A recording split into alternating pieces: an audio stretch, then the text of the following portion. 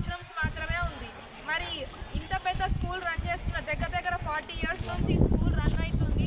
మరి ఇప్పటివరకు కూడా ఏ చర్యలు తీసుకోలేదు వాష్రూమ్స్ గురించి. అది ఒకటి.